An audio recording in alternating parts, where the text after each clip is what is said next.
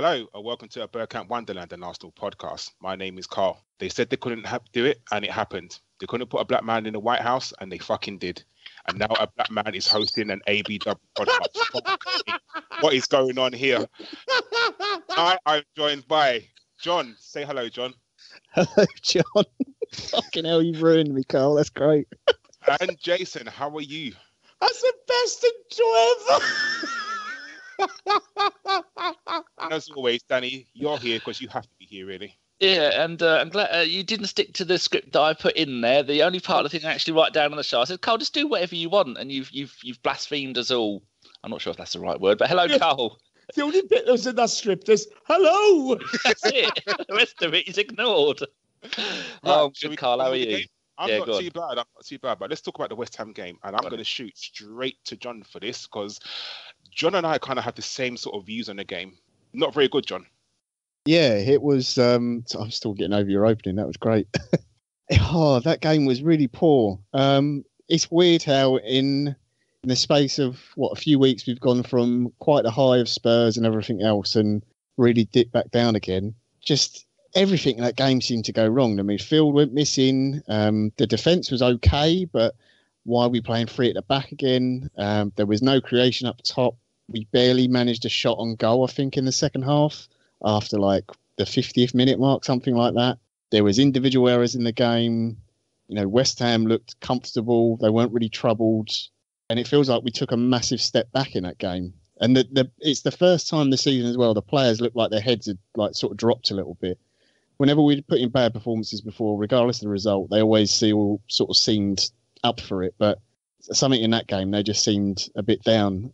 Jason, I wanted to ask you about this. The selection going into it, because we talked about this on the radio show.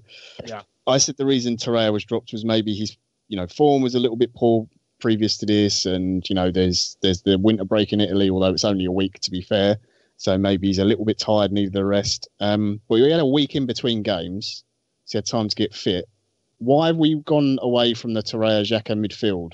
This is not to absolve Xhaka of any of his issues in the game, obviously, because he was partly down to the reason we conceded the goal. But why have we gone away from that? I don't get it. I genuinely have no idea. I can't make head nor tail out of the three at the back or the midfield selections. I mean, he's tried Guendouzi and Xhaka in the past. It hasn't particularly worked well, okay? I really like Matthew Guendouzi, okay? I think he's got a great prospect, but he's 19, and he's making the mistakes a 19-year-old should. Do you know what I mean? And he's there to be developed, okay? He's not the finished article, so let's not treat him as if he is. But Torreira is further down his career path and was the player that most Arsenal fans have been crying out for, that holding midfielder. So what he's up to, I'm flabbergasted. I'm perplexed at what's happening. And there's only one person to blame for the defeat on Saturday. And that's the manager. Team selection was not just boring, it was so negative. There's no creativity there. There's nothing. There's no... I know you got £100 million of strikers there, but if you can't get the ball to them, it's pointless. He's picked a midfield that hasn't worked. If you tried them out in the Europa Cup or the FA Cup and, there were glimpses of it working fine. He's tried the back three, which hasn't particularly been very impressive. Again, it hasn't worked. We've only got three fit centre-backs, and they're all on the pitch at the same time. I don't know what he's trying to achieve. I mean, if there was... It doesn't seem to be a plan. And all these people, you got people now saying, used to moan about Wenger not having a plan B, and now we've got somebody who selects from game to game. You're not happy either. Well, no, I'm not, because he hasn't got the basis of a style of play yet. Arsene had been there 20 years. He had the basis of a style of play. Whether you liked it or you didn't, I couldn't give a monkey's, But with Emery, he hasn't got that knowledge that, right, I can go back to basics. 4-2-3-1 was working fine. I didn't particularly like it, but, you were getting results. It's getting the results, okay? And he's gone totally away from that, chops and changes. So there's no there's not a series of performances that the guys can fall back on. It's chopping and changing week in, week out. I don't know, Karl. I mean, if you change the train system in London day by day, you know what I mean? If you change the timetable every day, there's going to be chaos. Well, more chaos than there already is. Bastard. I personally think he doesn't know his best team yet, and we're so long into the season and he still chops and changes so much. Now, injuries aside, I understand we've had quite a few injuries to our back line. Rob Holding, Mustafi's been out, Koscielny's just come back in, and I understand. But the amount of times you look at his substitutions, we all was raving about his substitutions. Oh, yeah, brilliantly. He's bringing someone in at half time to change it up. Great. But why have you not found your best team from the start?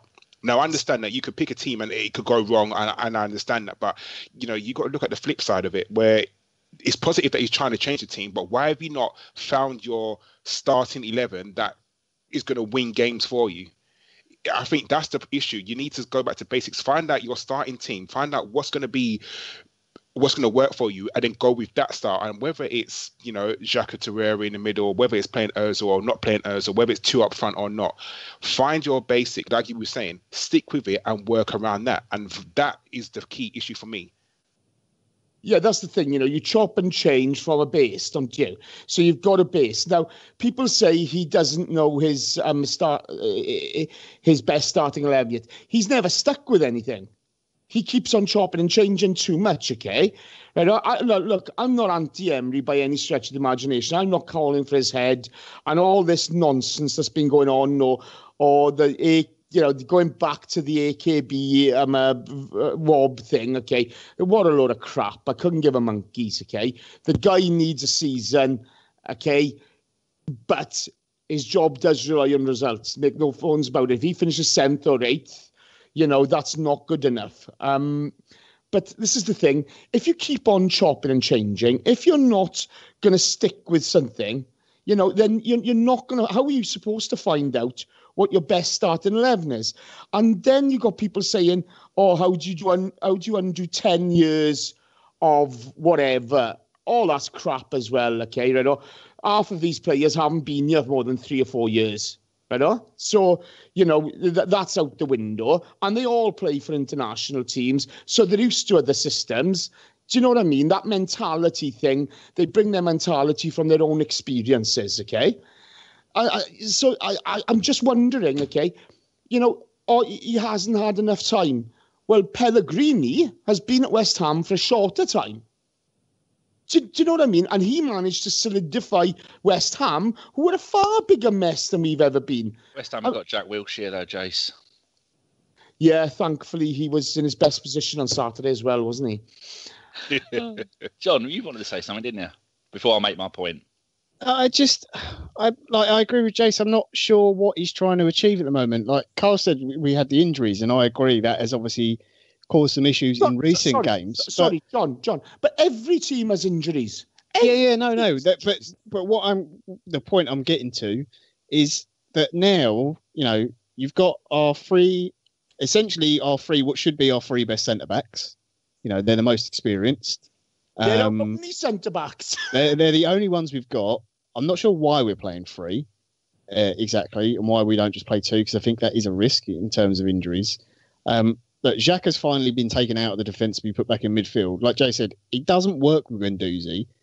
If Emery wants to play Guendouzi in midfield, then you have to try him with Torreira or Elneny or Ramsey or whoever, and you have to take Xhaka out of there, or you have to try it in a 3 or something like that. Our big problem has been in recent games. The defence hasn't been awful. It's still made mistakes, don't be wrong. Like Mustafi, Socrates, Koscielny all made mistakes in the game. But overall, they actually all played okay. They all put in some good tackles. It's the midfield and the wing-backs not protecting them.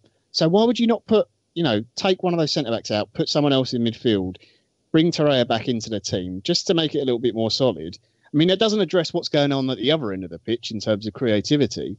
But defensively, we're so weak now. He's either got to pick with...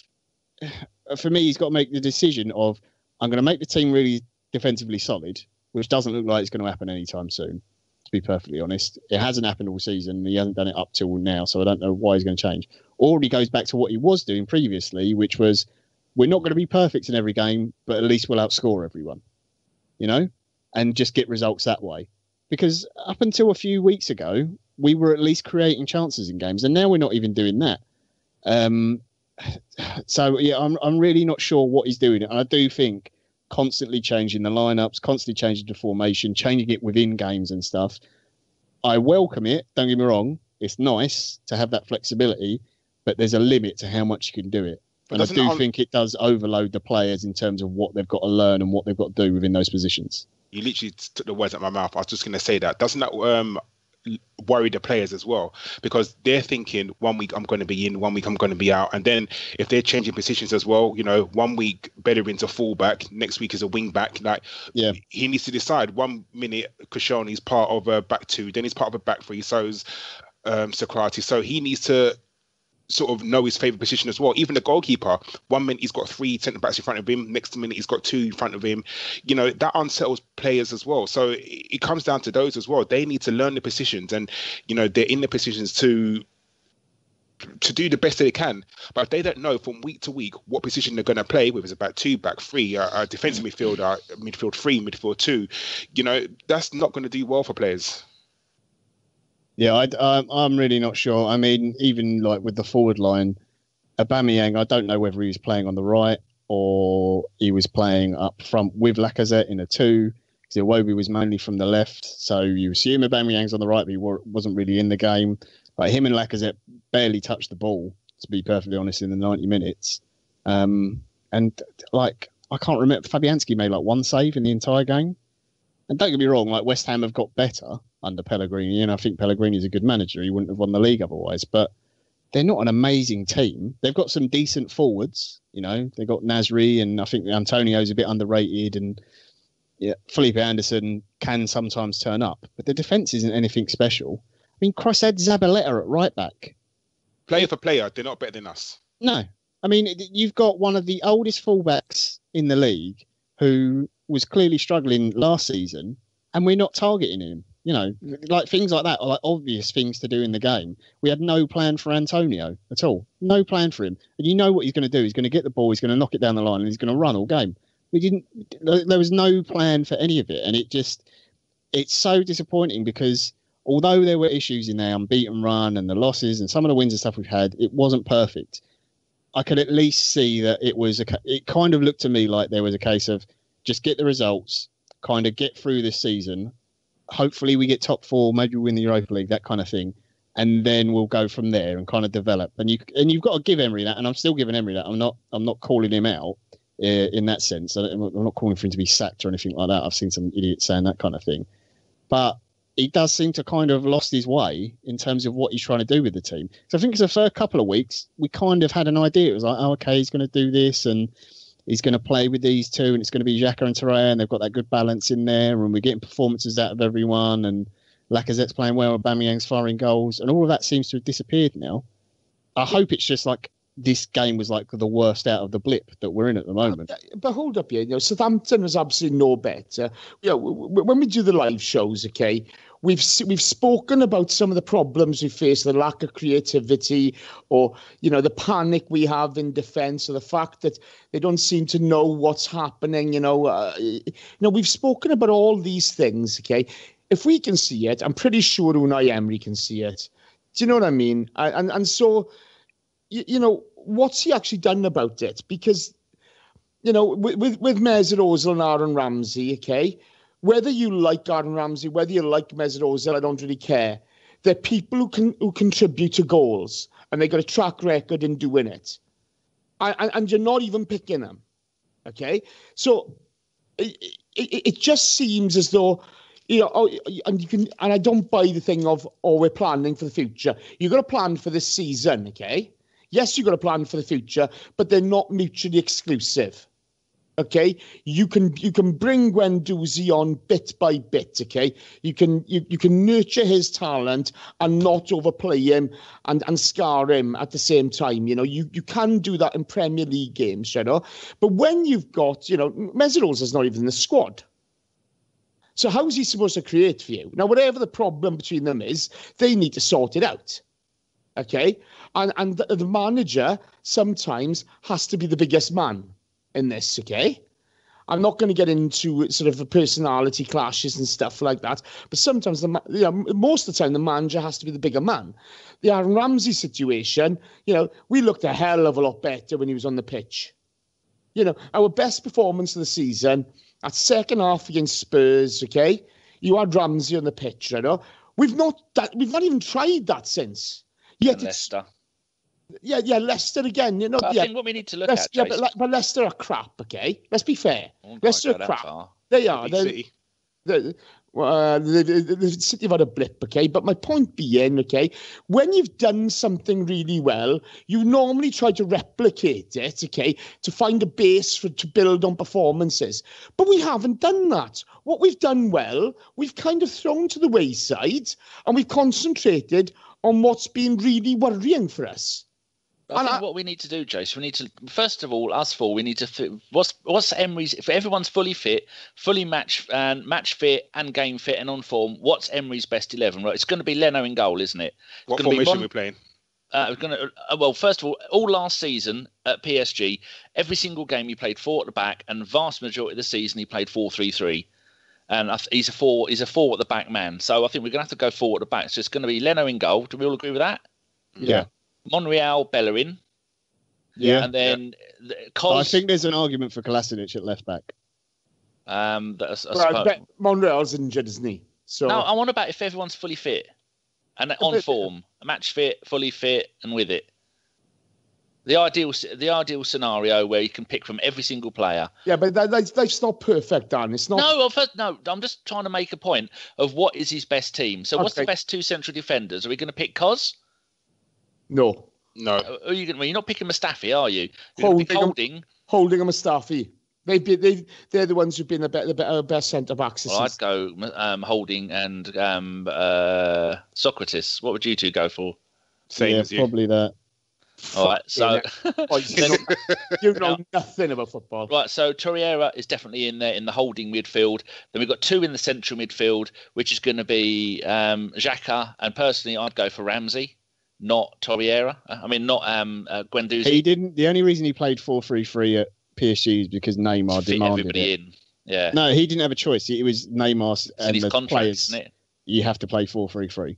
Yeah. Otherwise, he would be a 4-2-3-1. Yeah, but if you look at the personnel available to us, okay, and you play Xhaka and Torreira as your 2. You'd play 4-3-3, wouldn't you? Because not being funny, we haven't got any specialist wide players. Right. Well, that's the next bit we need to come to. Up front, who are we going to play? Lacazette or Aubameyang up front? Lacazette. Right, so Lacazette up front, Aubameyang on the left, Mkhitaryan on the right. No, I wouldn't play Mkhitaryan. Who would you play? I'd play Ozil on the right.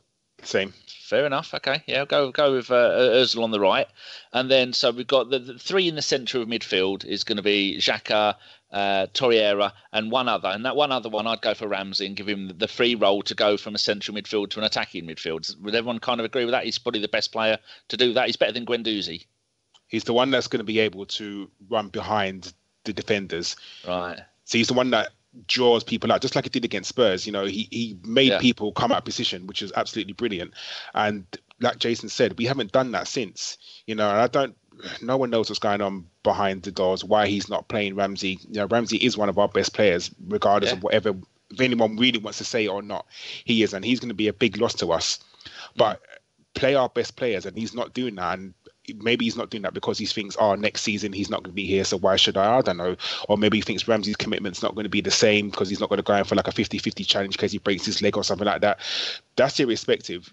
Ramsey on the pitch so far has shown that he's committed. He's he's still doing the stuff that Ramsey does, run and beyond, carrying the ball.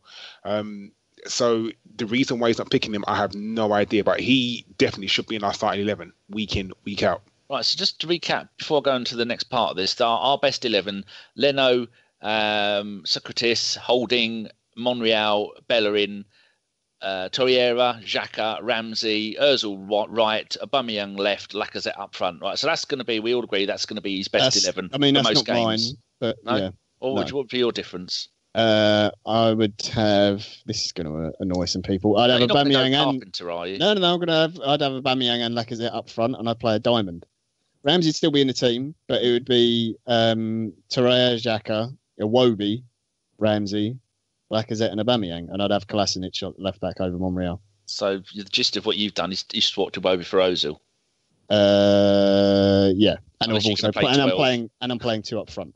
Yeah. So even using that, you have the formation we basically played against Spurs. Yeah, where we tore them apart. So going from that, where John has got the same players, a slightly different formation, and Ozil out for Iwobi, which is on performances this season. Why not? So how often? The thing we need to look at is how often has Emery had all of those players fit and ready to go, and in form, match fit, game fit. Physically fit, not got a bad back or any of that. Like, how often this season do you reckon? I don't know the answer to this. I just think it's a good discussion point because we're moaning. But Dan, he's had most of them. He's had them all at the same time. He had all of them, other than obviously Holding got injured, which did affect the defence because you look at our defensive record with him in the team and without. There is a big difference, but. Monreal got injured as well. Monreal, and then you did have the problem at left back for a while, obviously, which made Xhaka come out of the midfield and go into the 3 centre backs, which he didn't have to do that. He could have put someone else in there, but Xhaka went and did it, and he played left back as well.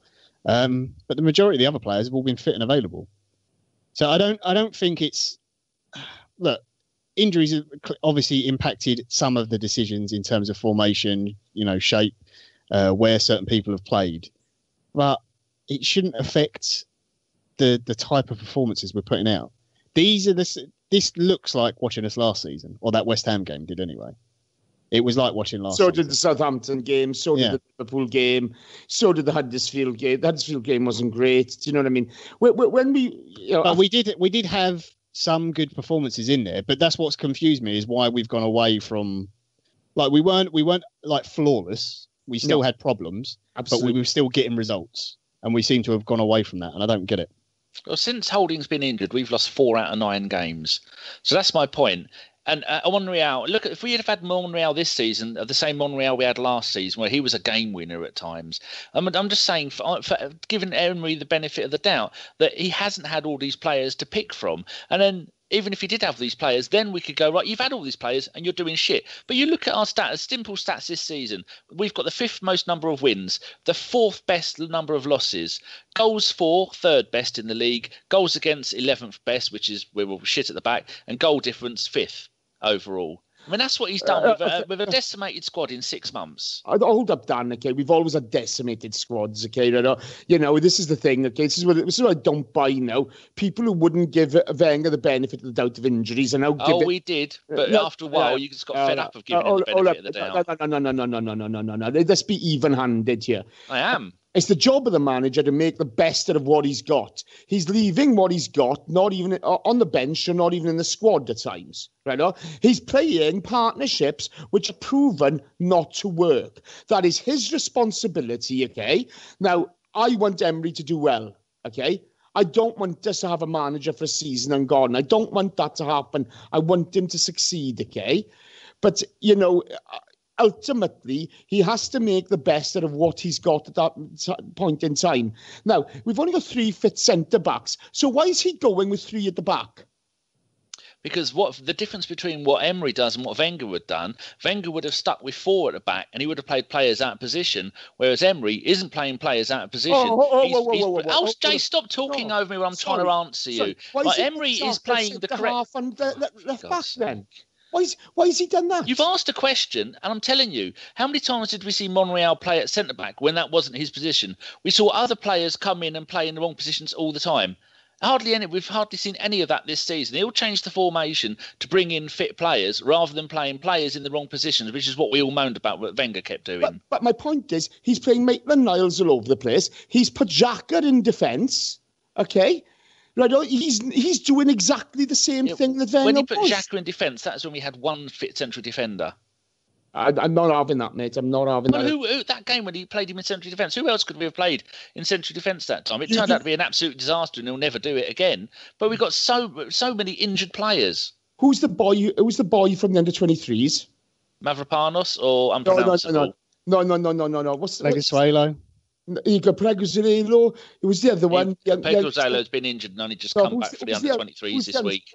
Who's the youngster who was on the bench? Zach Medley. Thank you very much. Now, see that I said at the time I'd like to have seen Zach come on because he can play at left back or can play at centre back. But he obviously didn't trust him because he'd only played 2 games for Arsenal before that. I think one in the League Cup and one in the Europa League. Is it any bigger than asking Xhaka, who can't defend, who's responsible? You say can't defend. That's not completely right, is it? His mistakes are responsible for more goals than any other player in the Premier League season. 5 this season. Nobody else has made that many mistakes that have led to goals. No one else has been asked to play out of position as much as he's been asked to play out of position. He's been playing holding midfield, central midfield, centre back. He's even covered at left back. We've had no choice. I'd rather have put Xhaka in there. He's an experienced international and knows the league. That's up to you. But my point is, okay, you're saying that these things aren't happening. Okay, why did Monreal play centre back for Wenger?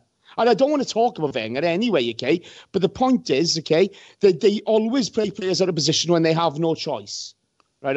But ultimately, he has to make the best of what he's got. And on Saturday, we got 3 fit centre-backs, apparently. That's all we got, 3 experienced fit centre-backs. And he goes to the back 3. We have no creativity, right? We were awful on Saturday. Yeah, I know. But in the under-23s this week, Mavropanos made his comeback and Pleguezzalo has made his comeback. So that's 2 more we got coming back there. Monreal seems to just be crocked, and Bellerin came on as a sub against West Ham, and he's going to be back playing again. So that the amount of people will be moaned about Bellerin over the years, but Bellerin is such an amazing play on that right-hand side. He gives us so much creativity from someone who's playing at right back or playing at right wing back. But my point is with the formation and with the players. Karl, you've been a bit quiet. I know trying to get a word in with Jace is impossible unless you shout over him. But Karl, would you say? What's your opinion on what's happened this season with? Do you think I've got a point when I say he's not had all the best players to pick from? And Spurs' best team in 2 generations. We've lost 1 less game than them in the league. I don't really care about Spurs. Fuck them. But Danny, the fact of the matter is, every manager. Don't you agree with Jason? For fuck's sake. No, but every manager goes through having injuries, and your job as a manager is to adapt to certain things. This is the reason why this guy gets paid however millions of pounds a year he earns, is to make sure that regardless of whether he's got a full fit 11 or a half fit 11, he puts the right players on the pitch with the correct tactics to try and win games. This is what he does, and no, he's not going to do that week in, week out. It's not an exclusive Arsenal problem. It's literally a football problem. Every great team has had it in the past. Man City have injuries. It's just the fact that Man City can replace like for like because they got money coming out their arsehole and they can just buy everyone in the world. For me, I don't buy into the fact that it's just him problem. It's not. And he needs to fix it. And whether it's, I don't know, buying more players or getting the players fit that we have, our players are slowly coming back. So this will be the test to see, whether the problems, it's just a blip. Because at the moment, we are in a blip at the moment, and it's not very good. We need to get back to winning ways. A lot of people said that when we had our 22-game unbeaten run, it was masking problems. And regardless of what you want to say, that's fine. But the fact of the matter is we still went all them games unbeaten. Now, players are slowly coming back. Monreal's coming back. Bellerin's coming back. We're getting our centre-backs back. Our midfield is practically totally fit. We don't have any injuries in our midfield whatsoever. And I can remember, 2 years ago when we had 0 fit centre-backs. I'm sorry, 0 fit centre mids. We had no midfielders whatsoever. But Arsene Wenger was there. And like Jason, I don't really talk about Arsene Wenger, but, he still managed to get through games and win games. So Emery needs to pull up his socks quickly because he took all the praise when we went 22 games unbeaten. He's brilliant, his tactics are great, blah, blah, blah. Now things are not going so well. He has to take the blame for this as well because ultimately it lays with him. He is the manager. Just quickly, because we started on the West Ham game and completely ran away from it. And nobody wants to talk about the West Ham game. Yeah, I know. I do want to talk about the Ozil and Ramsey thing, but before we do that, right, we're in 5th place at the moment. We're 6 points off 4th. If I'd said that to you at the start of the season, I think most of us would have said, yeah, that's probably about par for Emery's like first 6 months. Would you agree? Disagree? Yeah. Jace? I thought we'd be better off than we are. I got to be honest here. I thought with the away form from last season, okay, you put a quick fix on that. Now to emulate our home form would be a big ask, right? Yeah. But I didn't see the 22 game unbeaten run coming either, to be fair. And as Karl says, he deserves all the credit in the world for that. He deserves all the credit in the world for that. But the Southampton game, the West Ham game, do you know what I mean? The Brighton game, these are not good teams we're playing. And it's been utterly shocking. I thought we'd be in fourth at this point. I really did. So you genuinely thought we would be better than I said one of Chelsea or Tottenham or something like that? Yeah, I genuinely did, simply because I thought at the beginning of the season we finished third. I thought Emery would stiffen up the defence. Yeah. And I thought he'd make the most of our away form. Okay, you may lose some results at home, but with our away form last season being so bad, I thought there were really easy wins there. Obviously, life's more difficult than I think it is. Do you know what I mean? But I genuinely thought that. So I mean, in terms of our position in the league, I think we're about par for what I expected. I think I said at the start of the season, just miss out on top four. I would have thought maybe we're a few points closer. But to be fair, you also got to take into account the fact that Manchester United were absolutely awful up until recently, who are now level on points with us. So if we look at the good things that we've done this season and what was missing in that West Ham game, it was our creativity. I've already said I get why he's using Ramsey sparingly. I think Ramsey's been brilliant and very professional in terms of coming on. He's doing his job. He's not hiding or anything like that. I do think, some other people have said it, and I think it's true, that as it gets closer and closer to the end of the season, the likeliness of him going in for a 50-50 tackle, something like that, I think goes down and down, because you don't want to get yourself injured before you go to sign for a new club. Because I'm sure that there'll be some sort of, if he has signed for Juventus, I'm sure there'll be some sort of clause in there where, depending on the final fitness and medical tests and all that kind of thing. Yeah, but you that's the only way you find that out is by playing somebody. Oh, yeah. No, I'm not saying right now, but I'm just saying I understand his reluctancy to play him all the time. I get it. I do get it to a certain extent. And I think that's where there's kind of a balance in terms of him coming on more recently. The Ozil thing is totally different. That's a totally different subject. Look, I am not Ozil's biggest fan. I think the club completely... Yeah, I know. I think the club completely shit the bed on in terms of his contract. I understand why they offered him a big contract. I do, because of the whole Alexis thing. But I think they offered him way too much money. They could have got it for a lot less than that. But that's the previous regime, and their negotiating skills are questionable at best. But him and Emery clearly don't get on. They don't see eye to eye. The issue is the club has got to come out and make some sort of, whether it's a statement or something, they've got to make it clear what is going on there.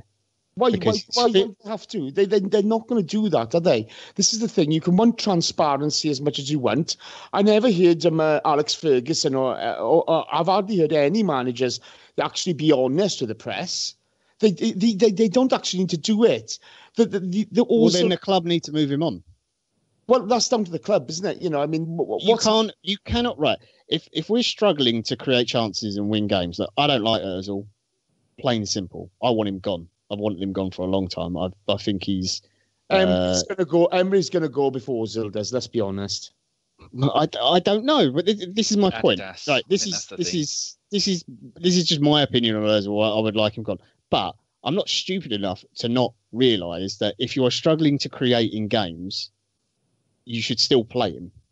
Because regardless of whether you think he works hard enough or whether you think he puts in enough effort or anything else or whether he's interested, he can turn a game very, very quickly with one pass. And we've got the strikers who can get the goal and finish. And we've seen that this season already. You just look at Aubameyang's conversion rate is ridiculous. So I like Emery and I think he's quite pragmatic. But the fact that he's completely refusing to even put Ozil on the bench is honestly, that's serious mismanagement. So on the bench for that game, who do we have? Lichtsteiner, Nketiah, Bellerin. Didn't we? Didn't we have accent then? Lichtsteiner, Nacho, Bellerin, and Nketiah. Monreal, check. Yeah. It's Ramsey. You can't drop one of those from the bench to put Ozil in there. It's almost coming across as he's been spiteful, isn't it? Do you know something has to have happened? Yeah, because you think to yourself, Ozil, like John said, Ozil is one of our best creative players, and for every good thing that Ozil has, he's got something bad to him. But to say, and then do you know what the worst thing is? He kind of kicked himself in the balls a little bit, because he then said at the end of the game, "Oh, I wish you had more attacking options on the bench." You fucking left Ozil at home. So how can did he really say that? Did yeah. So you can't come out with a statement like that and then leave Ozil on the bench for tactical reasons. What? So Ozil's not better than Nketiah, no? Okay, you may want another striker. So you're trying to tell me you really couldn't leave one of two fullbacks at home, whether it be Bellerin or Lichtsteiner? You know, I personally, and I don't know what's going on. I'm not going to say I know yes or no, but something has gone on between them two, and it seems like now he's cutting off his nose despite his face. Because how can you not even bring Ozil on the bench? That's just totally ridiculous. That's totally just stupid. You cannot have one of the best creative midfielders in Europe, or maybe he's not now, but he was. And to say, for tactical reasons, I don't think he's good enough for this game against West Ham. So what game is he good enough for? If you honestly to tell me that Mesut Ozil is not good enough to play West Ham, then who is he good enough to play? And this is the thing, okay, not strong enough for the Bournemouth game. We all laughed about it at the time, okay? You know what I mean? But Bournemouth, what's going on behind closed doors is nobody's business. But whether Unai likes it or doesn't like it, okay, that's a guy who contributes to us scoring goals, right? And don't get me wrong, I'll have a pop at Mesut as much as anybody, right? But if you're not even giving him the chance to create... and this is the thing. I mean, I'll ask you all now individually, okay? John, do you think our selection on Saturday showed any ambition whatsoever? No, not really. When I first saw it, I thought we were playing 2 up front. And I was like, okay, it won't be playing 10. Cool. But then when I saw it, we weren't. And this is the thing. I think Emery's too pragmatic. But, okay, Karl, do you think that showed any ambition whatsoever? No, not in the slightest. Okay, Dan, do you think our lineup showed any ambition whatsoever? I would have expected more from Kolasinac as our wing back, and much more from Maitland-Niles finally playing roughly in the position he wants to play in. And with that formation, with Aubameyang and Iwobi playing behind Lacazette, and those two on the flanks, I really expected more from the game. I mean, I've only seen some of the highlights. I've seen the West Ham goal, but there seems to be something. I don't think it's just the formation or the players. I just think there's a general unrest at the club. So I was disappointed. Looking at that lineup, you've got 5 attacking players, and I'd have thought we'd have done a lot more than that. Like John was saying, we only had 2 shots on goal. Ridiculous. Jace, what do you think? I just thought that the selection smacked of a lack of ambition. You got 2 central mids who are not going to get forward. Okay. Yep. Yes, they had poor games, whatever. Okay, and that happens. I'm not going to slam them for that. But the link between our attacking players and the midfield has been something which has concerned us a lot of the time this season. It only seems when he makes a substitution we get the best out of that, and he left it too late on Saturday. So you've got to start out to try to win the game, and I don't think. You're playing 3 at the back. Why? Against West Ham. And they've only got 1 decent player. No. That's not real shit before you say that's Arnautovic who's on his way out. Who wasn't even interested in the game because he's thinking about going to China for all the money. He barely touched the ball, I think, in that game as well. It just hurts me, I mean, I just seem to think there are decisions that are being made at the moment that don't add up. Okay? And I want United to do well. We all do, yeah. I want anybody at the Arsenal to do well. Right? I don't care who they are. I just want them to do well. But I don't think he gave us a hope on Saturday. I just don't think he gave himself a hope. Do you remember sometimes with Mourinho when he was at Chelsea and at Man United, he would deliberately play the wrong players in the wrong formations just to go, well, I need more money, don't I? He wouldn't be doing that, would he? Because that's ridiculous. We've got no money. We've got no money. So the owner has got a load of money. He just doesn't want to give it to us. Yeah, Arsenal have got money. We're just restricted on spending. That whole thing about not having money and not being able to spend it is the biggest load of bollocks I've ever heard in my life. And the bottom line is, okay, if we don't get Champions League this season, okay, we're not going to have more money. Do you know what I mean? Yeah. As we are now, what's the likelihood of us getting top four? Like, if I was to say to you right now, to all three of you, will we get top four on current form? Not even current form, and the way other teams are playing. So, Danny, do you think we get top four, honestly? No, I would have said possibly because Spurs have now, Harry Kane's out till March, Son is at the Asia Cup, so they've only got Llorente playing up front. Man United, they were in turmoil, but now they're the greatest team ever in Premier League history because Alex Ferguson, Ole Gunnar Solskjaer's the manager, and so I think now we're going to struggle with that. And Liverpool and Man City, they're away. First and second, that's done. And now we've got 4 teams battling. And if Chelsea need a striker, and if they can get someone in, like they're looking at Hizwan, if they can get Hizwan in this transfer window, that's going to give them the goals, and they're going to go on and get third. And then it will be 3 teams into 1. And I can't see us overtaking Spurs because they have got a team unity. And the same sort of team unity that Man United have got now under Ole. So I think now we're going to struggle. Jason, do you think we get top 4? I thought we would at the beginning of the season with our recent form and recent selections. I don't think we're going to hope. But the thing is, the question I guess everyone wants to ask is, how do we turn this around? What does Unai need to do to get us back to winning ways? Is it more players? Is it obviously? But even you say that. Did you see the stat, Daniel, which I'm sure you did, that we didn't have another shot on goal after the 68th minute?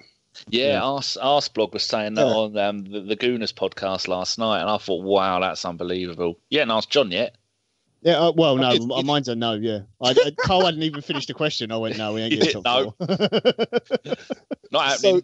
So, the one thing I would say, right, is what I've seen Unai do before when he was in Spain is when he gets to a certain point in the season, and Josh said this on the radio show at the weekend, when he gets to a certain point in the season where it's clear that, Sevilla, or when he was at the other one, Valencia, I'm going to get to a certain position within the league.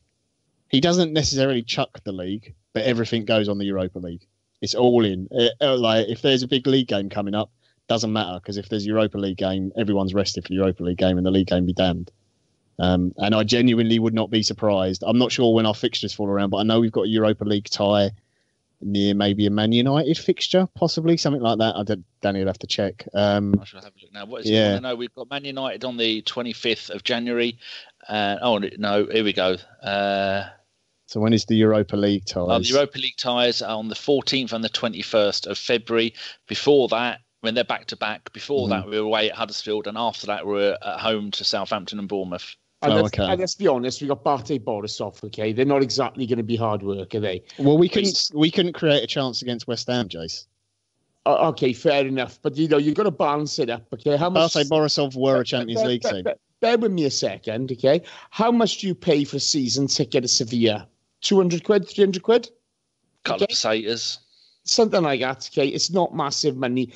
These guys are paying $1,000 at the Emirates, okay? They're going to expect a little bit more than a team giving up. Do you know what I mean?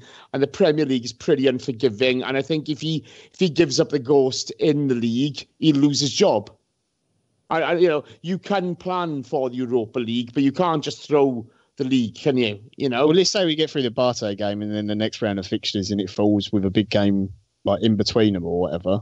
Then genuinely do not be shocked if you see a lot of the youngsters in the league and everything's on Europa. But that might be the sensible approach, because if that's our only way to get Champions League football next season, as Jason's already said, that money is so important. I don't think people realise how important that money is. Let's be fair. If he gets us into Champions League, he's had a successful season. Oh, yeah. Definitely. It's one of these things.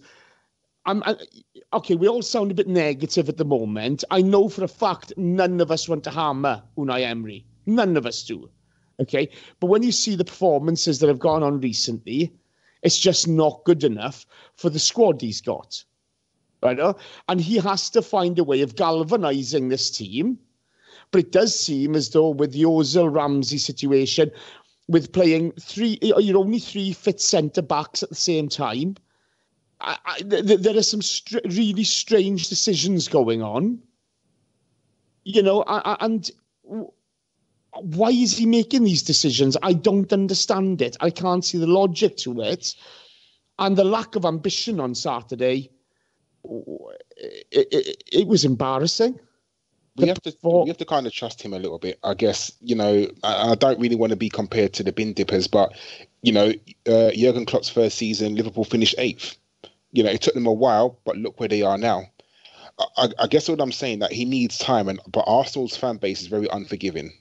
We have to trust what Unai Emery is doing, but there's going to be a certain point where, just like with Arsene Wenger, it got to a certain point where he couldn't take the team further, and then it's going to be decision time. What happens with him?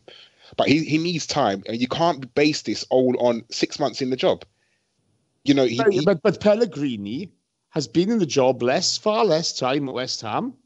Okay, and he knows the league though, Jace. Who's higher in the table? I saw them. No, that's fair comment. He knows the league, and he knows some of those players from Man City as well. Bear with me a second, okay? We got a far better squad than he's got to work with, and they were not a shambles last season, okay? Maybe our squad isn't as good as we think it is. Maybe those players aren't as quality as we think they are. They've won. Look, you're going to semantics as far as I'm concerned, okay? No, it's a genuine thing. We don't it's all opinion based that we think that. Well, we think that Xhaka is better than. If you look at league finishes, okay, we got a far better squad, right? If you look at league finishes over the past 3 seasons, we're a far better squad. Whose defence looked better? Theirs did by a magic mile. Mm-hmm. Well, organised. Yeah, but it was. And oddly, we've both conceded 32 goals in the league. Yeah. Newcastle have conceded less goals than us. That's outrageous. That's absolutely outrageous. It's quite incredible. They've conceded one less than their 18th. Bloody hell! It's a funny league. But look, it's a funny old game. I mean, we can rattle on about the West Ham game for ages, but can we jump on to?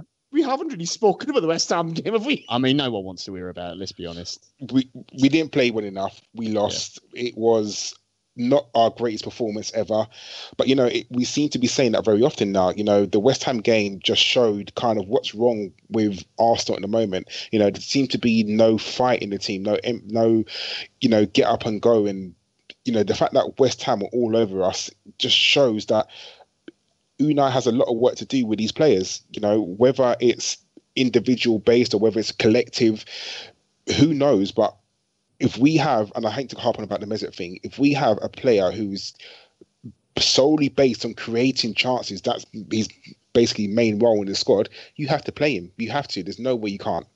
I mean, you've got to think, the rest of us, everybody on this planet knows Ozil is the most talented footballer at the club.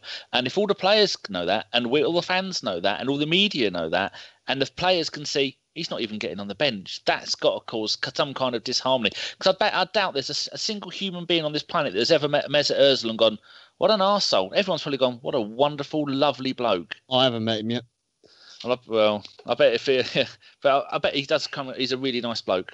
And I would say one thing though: the whole attitude and the sort of not in terms to the club at the moment, but towards Emery will completely switch if we go and beat Chelsea at the weekend. 100%. Yeah, so you beat Chelsea, you close the gap, then all of a sudden we're back on for top 4. Chelsea are struggling.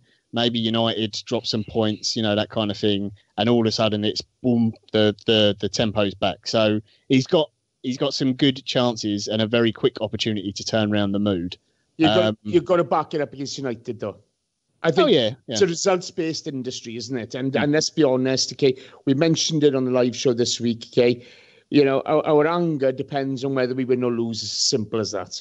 So do we agree that the 22-game run has spoilt us and the Ozil situation and all the injuries has ruined it for us? I think is that the conclusion? The unbeaten run covered up some cracks, and I think people got a little bit overexcited by it. And the Ozil thing is just a complete mess. And Jace is right. The club doesn't have to come out and make a statement or anything, but they have to make a decision. On either they go, Rao and whoever goes and speaks to Emery and says, "Look, you're going to play him, or you're out the door," or they say to Mesut, "You're going to do exactly what Emery tells you, or we're going to move you on," or whatever the outcome is. Something from that situation has to be resolved. Let's be honest, okay? It costs the club far more to get rid of Ozil than it does to get rid of Emery. Far more. Because nobody's going to pay 40 million quid for him. Nobody's going to pay his wages. Well, then you have to sell him for a huge loss. Deal. Adidas apparently, I've read it. We don't know if any of this is true, but one of the reasons why Adidas apparently have agreed to be our new kit makers next season is they're going to fund some of the money for Ozil's wages. I've read, and because he's a German and he's a German star and they're a German company, all these things are all wrapped up in it. And I think you got a point. They'd rather get rid of Emery than get rid of Ozil. Or you just take, someone comes in, they go, "Look, we're not going to pay Ozil those wages," and you say, "Okay, well, look, we'll subsidise part of it, but the way we're going to do it is basically by letting you have Mesut for 15 million quid." But we do own his image rights, don't we? And that's a huge thing. We've got no one on here who's an expert about it. But that new contract, we got his image rights, and that's those image rights are lovely because they're worth fuck all on the pitch. Yeah, as I say, they don't score goals. But if he's not playing, who's going to pay? He's going to make Mesut Ozil their poster boy for any product. And I tell you what, if I'm Adidas or someone else and I'm looking for a big star to be the sort of forefront of the Muslim football community, I'm looking further up north and I'm looking at a little Egyptian bloke called Mo Salah who scores goals every single week and could end up winning the league. And I'd be saying bye-bye Mesut Ozil. Because also as well, this might offend some people, but if you look at Ozil and Salah, I know which one looks more like, is going to look like a lot more of the population of the Muslim community in the Middle East and everything else. That's a huge marketing opportunity. It's that's the person I'm going to look to sell my brand. But there you go. Good point. Yeah. All these things have to be taken into consideration when you're appealing to something other than just the standard British market. Yeah. That's why we need more gingers at the club. Oh, we can't have more gingers. For fuck's sake. No, who wants that? We've already got Josh. It's enough. Should we go on to other happy news at Arsenal? Oh, joy. What's happened now? So apparently, have you heard of this bloke called Sven, Danny? Oh, Goran Eriksson, hell of a manager, England manager, legend. He's right? a lovely won guy. the World Cup. I teamed with him the other day. No, Sven Mislintat is apparently on his way out of Arsenal after just a year at the job. Do tell. Oh dear. So obviously none of this is confirmed or anything. I'm sure Twitter is blowing up with this at the moment. What is going on at the club? What's happening?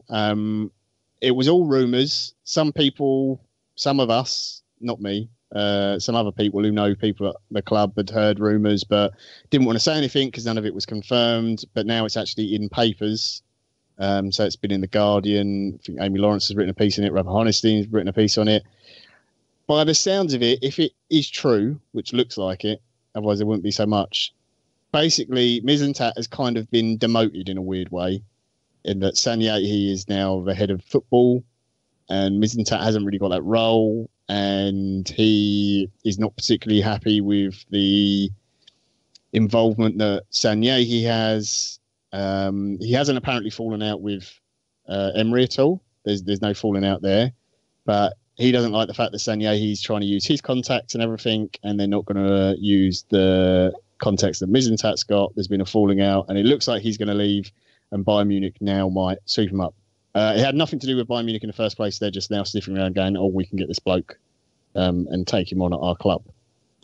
Jace, I know you've got loads you want to say about this, so go on, put your gloaty face on and fire away. I'm not gloating at all. No, you can barely keep it in, you cheeky monkey. Get on with it. No, look, there's always going to be a case when, you get Arsene leaving the club, okay? You have Mislintat coming in, Raul coming in, then Unai coming in, and then Ivan leaving. There was always going to be a difference of opinion. All these guys, they're all ambitious fellas. There was always going to be a chance of, you know, a little bit of a power struggle or a difference of opinion in the ambitions going forward. Now, you know, if you're bringing somebody like Sven into the club, then it's all about bringing in young talent, developing them, you know, getting them into the first team, getting those little gems, so to speak. You know, apparently a lot of what he does is stats based. Okay, we got the firm stats DNA as part of the club, and what have you, or as part of the portfolio within Arsenal Holdings. I'm not sure how it exactly works. And now apparently we're reading that Raul wants to use his contacts within European football and go down that route. Well, you know, that leaves kind of Sven sitting around twiddling his thumbs, doesn't it? You know, it was important when Ivan left the club that Raul, Sven and Unai work together for new signings, for developing young players, for bringing young talent into the club. And obviously that's not happening if he feels bad enough about it that he wants to leave. And it's a shame. It's a real shame.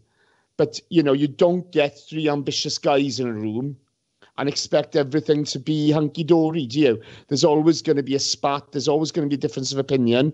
You know, look at us on this podcast. We all get on really well, but we end up arguing or, you know, disagreeing rather over football. And so it was always going to be the way. It's a real shame. It is a real shame, actually.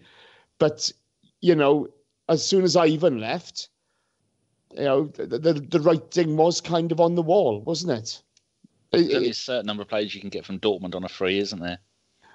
Well, you know, I like taking the mick, and I genuinely thought Shinji Kagawa was going to be a new left back, you know, but that's the Japanese market sorted. Well, you know, winning. Another T-shirt. And he'd create as much as he did at United with us. But, you know, it's a case of this. My concern is, and the big concern is, Sonia, he's now director of football. He's not at Barcelona anymore. Okay, he's not at one of the, you know, he's not at a club that managed to bypass every single rule in football, avoid tax, blah blah blah blah blah blah. You know, pay stupid wages, bully players away from other clubs. He's at the Arsenal. It's always been done slightly differently here. So, am I concerned? Massively. You know, I didn't buy this thing of, we should follow the Dortmund model or this model. We need to find a way, you know, our own way of doing it, you know, with a coherent plan, a coherent sort of football plan going forward on the type of players we brought in. And, okay, there may be individuals that, you know, that's a must get, but the type of players, the style of football we're going to play, etc. But it's not happening at the moment, is it? It's really not happening. I would suggest anyone listening to go check out Drew's Twitter account. That's at AFCBVB1410. Drew's a big Dortmund fan, and he did a really good breakdown of Maitland-Niles whilst he was at Dortmund and the profile of players that he brought in. So he's got him when he was a scout, when he was the chief scout, and the director of football and everything else. There isn't a player. There's one player who's 25, two at 24. Everyone else is 23 or younger. So just to reel off a few names in there that everyone will know: Hummels, Blaszczykowski, Subotic, Kagawa, Sven Bender, Bamiyang, Mkhitaryan, Ginter, Weigl, Mark Bartra, Rafa Guerrero, Ousmane Dembele is at Dortmund now, Jadon Sancho, Mahmoud Dahoud as well. These are all really, really talented footballers. Lichtsteiner's in there. Some who have been, have been at Dortmund and then left, but all left for a huge, huge profit. They've made a lot of money on them. Others they've managed to keep at the club and help them to win titles. That style of recruitment makes sense for Arsenal when we are trying to. The club wants to, or apparently, allegedly wants to, compete for league titles and for the Champions League. You're not going to be able to do that when Man City and Man United are in the league and you can just outprice you for everything, and Chelsea as well, although that depends on what happens with Abramovich and whether he still owns the club. What you can do is do smart recruitment and things like that. stats-based recruitment, the kind of thing Mislintat does. If he leaves, that is a huge loss. I think that's a much bigger loss than people realise. It's also hugely disruptive because it shows that when he came into the job, he was obviously promised something by Gazidis, and the moment Gazidis is gone, that promise has kind of been ripped away, and saying, yeah, he's been bumped up a notch. But I don't know who he's been bumped up a notch by, and none of us really do. Is that the Cronkies that done that? Is that Vinny, who's come in now? Is he the one who's done that and said, no, Sven, we're going to go with what Raul says? You look at the profile of players that we've been linked to in this window: Denis Suarez, Yannick Carrasco, Ava Banega. Suarez is a failed Barcelona player who is, yes, he's nice, he's neat and tidy and everything else, but he's not fantastic. He's not amazing. He will look very good in a highlights reel, and he will probably do all right in the Premier League because he's got technical skills and abilities, but he's no worldie. Yannick Carrasco is a guy who went to China for the money and nothing else. Do you really want someone like that? You want an absolute mercenary at the club? Because we had that before. Yeah, we had Anelka. We've had Adebayor. We've had, Samir Nasri. We've had those kind of players. It didn't work out. Ava Banega is 30 years old, not at his best anymore, and completely flopped at Inter Someone Milan. give Jace some oxygen, for fuck's sake. Even Pepe turned us down and has gone back to Porto. My one question. So what I would say is, you look at those players, all the ones we've been linked to. They're all at Spanish clubs. Carrasco's obviously in China, but he's on loan from Atletico, and the Chinese club that he's at has got some connections to Atletico, so it's a bit weird, funny there. They're all clearly Raul's contacts, and maybe some through Unai's as well. None of those are Mislintat targets. Not one of those players. Do I want any of those players at the club? No. Look, I'm not an expert on football. It's just my opinion, but I wouldn't take any of them. I think that's a waste of money. So the direction the club seems to be going in right now isn't one I'm particularly in favour of, to be perfectly honest. Maybe those players that we're linked to were just temporary ones, and they were just going to be loans if we can get them, because apparently that's all we can do this window. But that doesn't fill me with confidence. When Arsene left and, Gazidis came out and presented all these guys and this new, this sort of triumvirate of they're going to control the club, and run it all and everything, I was like, this is exciting. We're getting on the European model. We're going to have an actual technical director. We're going to have a director of football. The guy who coaches the team is just going to coach the team. That's all he's got to do. That's not, he will go to these three guys and he will say, look, I need a central midfielder. I really like this bloke. They'll say, okay, we hear you. We don't think he's the right fit, but we will try and find you a central midfielder who fits the profile you need. And they go and do it, and the coach hasn't got to worry about it. Brilliant. That is the way modern football clubs should be run. The best clubs in the world are run that way. At the moment, it looks like we've got board members who are arguing with each other and a manager who doesn't want to use our highest paid player, who we probably can't get rid of. Just all of it seems terrible. My one question is, how did he get Sven Bender and not Lars Bender as well? I don't know. Got no idea. So the gist of that, John, is if you weren't feeling bad enough about the first part of the pod, this should hopefully have finished you off, and we're going to give out the number for Samaritans at the end of the show. I will say, sorry, though, people. You do have to sprinkle a tiny bit of, this is obviously all at the moment, none of it confirmed, but the way the press are talking about it at the moment, it sounds like it. Look, if at the end of this Mislintat leaves and we got Monchi from Roma, that's amazing. I'll be like, oh, okay, fine. I'll take that all day. But the likelihood of us giving Monchi a load of money and doing what he did at Sevilla with some of the signings that he made, he found some real gems. I doubt it, to be honest. So the gist of what you're saying is, if we want to see the best of Kroenke and his money, we all need to join Josh and go and watch the Rams. Oh, no, because the Rams are playing the Saints in the playoffs and the Rams have got to lose. That's it, Arsenal fans. You've all got to become New Orleans Saints fans. Steve's going to kill us now because he's talking about egg ball. Do you know what? If only we had an owner that took an interest in the club and would sort this mess out. You wash your mouth out, you dirty boy. How dare you? That's a crazy idea. I know. It's mad. And just think, Arsenal's board has always been in some sort of turmoil. Ever since sort of David Dean left, and I know Nation don't like him, but ever since he left, it just seems to be something after another. There's always something. There's always, whether it's bloody Chips Keswick coming out with mad statements, whether it's our board members not flipping, get along with each other, whether it's, them backing Arsene Wenger, whether it's doing whatever they want to do. It just seems that our board is in total turmoil. And the people at the top, like just like with most companies, no one from my company, by the way, I love London Underground Management, just in case anyone's listening. Yeah, of course. You know, all people at the top of the company just don't seem to almost know what they're doing. And, you know, and it's not just Arsenal Football Club. It's a whole load of companies out there. Look at our government, but we're not going to go there right now. But it just seems that whether someone else needs to be included in that board, and whether it's someone younger, whether it's the next player, whether it's a woman, whoever, something else needs to be added to that board, and to tell them sort of almost from a fan's point of view, because surely they must know. They must, you know, as much as, you know, we tweet nonsense, all of us do, someone must go to the board and say, our fans are not happy because of this. Look what they're saying.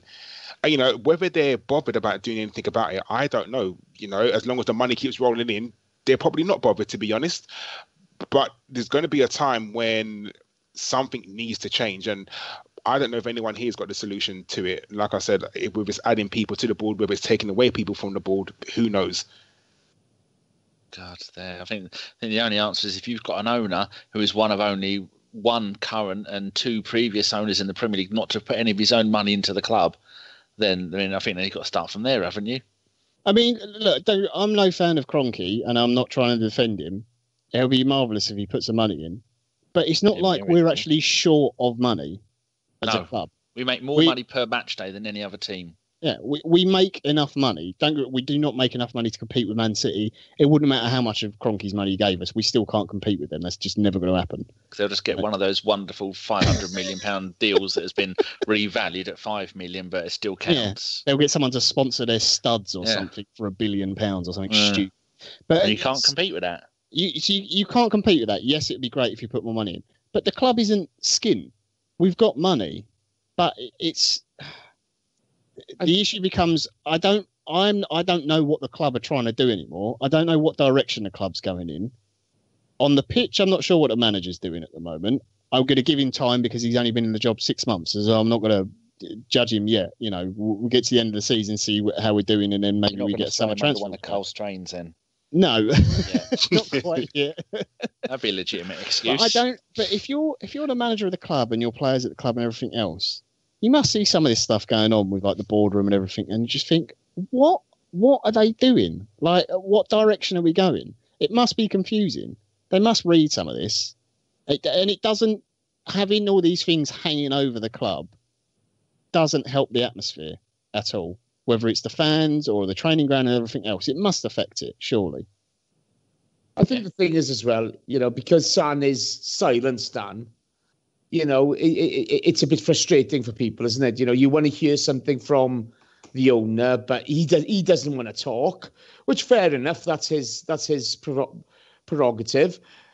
But I mean, we have spent money. You know, we got £100 million of the strikers in Lacazette and Aubameyang, okay? But we seem to have avoided kind of certain issues of wide players, etc., the quality of our centre-backs and so forth. So there seems to be a lack of coherent thought at times between sort of players we brought in. And we brought in 5 players in the summer. But now with Sven going, it is concerning. It's really concerning. You know, whether you're... I'm not somebody who worships at the feet of Sven Mislintat. Don't get me wrong, okay? About Sven-Goran Eriksson. No, neither him. But he did very well with Ulrika, to be fair to him. Oh, ka. That's fun for the kids. Yeah. But, you know, at least, okay, when Sven's there, you think, okay, he's got a remit, he's got a track record. Let's hope we see some really good youngsters come into the squad. And that's over after a year. So that's a year's worth of work and a year's worth of money, etc., down the drain. So that plan that Raul was brought in on under Ivan, obviously Raul thought that was a load of crap. And he's going to go his own way now. Or Ivan knew it weren't going to work.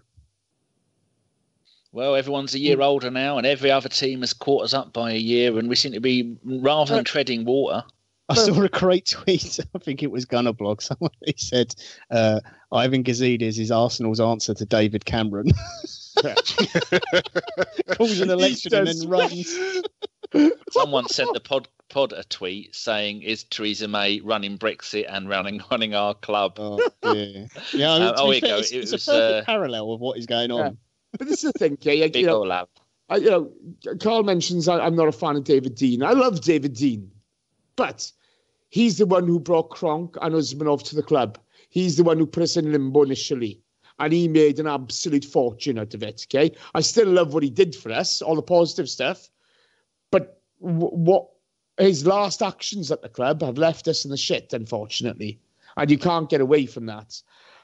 But looking at it now, I mean, Sven Mislintat has a track record in bringing through very good young players to BVB, to Dortmund, and we're throwing that away, and that seems to me counterproductive to how we are going to have to run as a club going forward.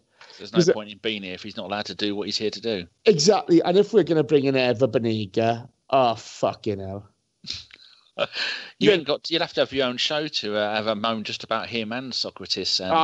Me, Jason, Dom are going off to do a Del Piero Wonderland. Yeah, when Rams, so we can cheer on Ramsey and Wojciech for Juventus. It's going to be great.